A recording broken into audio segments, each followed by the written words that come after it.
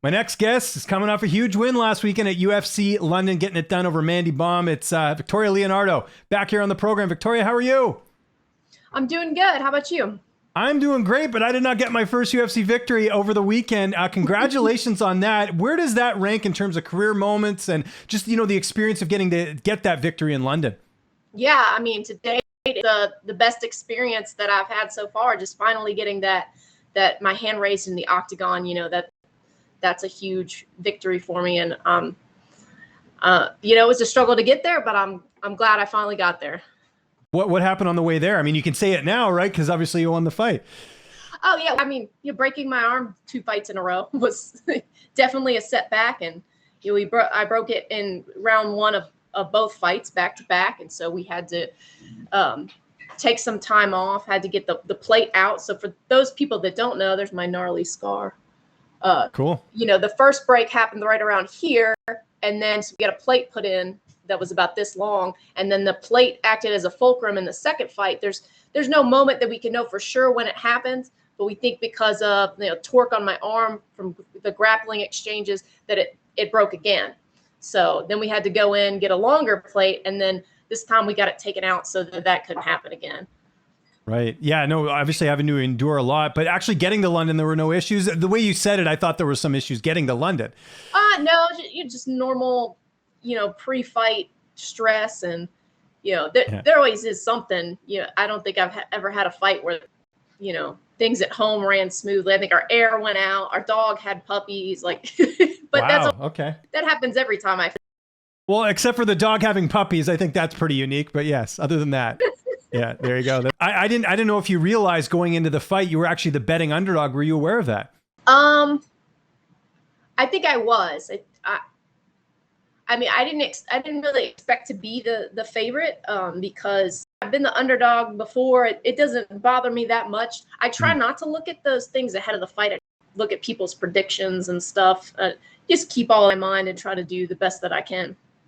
Okay. Yeah, fair enough. I was surprised in the sense that if you look at who you both have fought, I mean, you fought really good opposition throughout your career. The strength of schedule, maybe not so much. So that's sort of where I was coming from there. People sometimes, especially when, and the fighters that aren't as big a names, they don't look into people's records very closely. I always try to look closely, but there are people that know what they're doing. We had a friend point out to us that apparently on social media, I was trending as the bet to make, because there are people that recognized that I had fought more, experienced competition in the past. First UFC victory, they tell you they're winner. You're in this cool city in London. How do you celebrate after a win like that? We went to Greenwich. I think that's how you say it. It's spelled like green and witch, but they say Greenwich.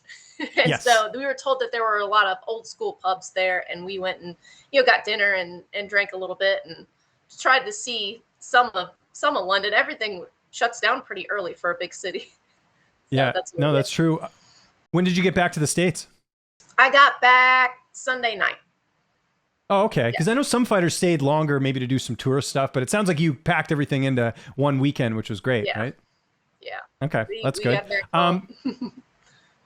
You talked about how you were trending. What's been the feedback like from the fans? Again, a lot of people, I'm sure, not only won money on your fight, but were also impressed with you getting that first UFC victory. Yeah, I mean, it's been all positive from what I could see. I had a friend that won, I think, like a grand or something, some insane amount that I was like, oh, that's awesome.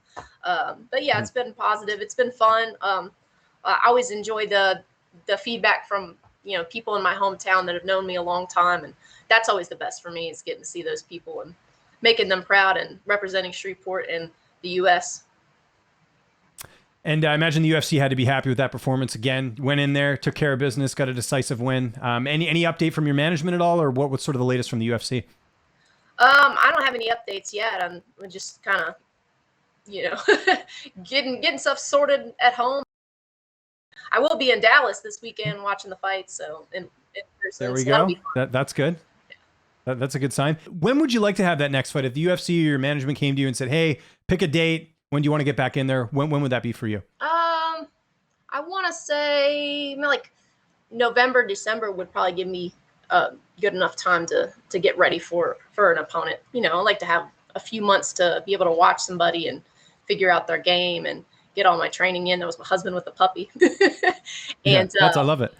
yeah, I think, you know, November, December, early December, I wouldn't want to fight around Christmas time, like to be able to No. fight and then go enjoy the holidays, but that'd be good for me.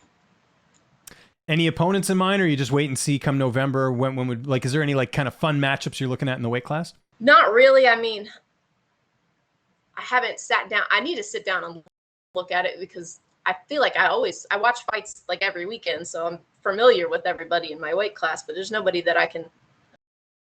I mean, I need to get my responses ready. Yeah, but yeah. No worries. No, it's your Wait job and to see. fight, not to matchmake, right? So Wait and see what UFC gives me. Yeah. yeah, exactly. And then any plans for the rest of summer? Like, again, you just got this win. You got anything going on? I know, like I said, you're going to the UFC this weekend, but you taking advantage of what's left of the summer because we're almost like halfway through. Yeah, I've got plans. I think I've got so going to the UFC this Saturday, and then I've got a couple of friends that are fighting in Arkansas or Texarkana, one of the two, and so I'm going to go in 3 weeks and support them, and then we're going to go visit the Southwest, me and my husband, for early anniversary, take a trip and see some of maybe the Grand Canyon. I haven't even planned it yet. Going from Yeah, one no, of thing course to you the had to next. fight, right? Yeah. But yeah, so we have a bunch of plans for this summer. Have a good little end of the summer here. How many years have you and your husband been married? It's cool. Your anniversary's coming up. It's actually not until December, our anniversary, but we like to get in it ahead of time because, you know, it's filled with, you know, family obligations and that kind of stuff. But and it's cold. But we'll be coming on 5 years in December. Awesome. Congrats. That's great. And another congrats on getting that first UFC win, Victoria. Thank you so much for the time. If there's anyone you want to thank, any sponsors or any social media you want to plug, I'll give you the last word. I just want to thank Myron Shreveport. They've been phenomenal. There's just such a long list of coaches and fighters and people that have put their hand in developing me as a fighter.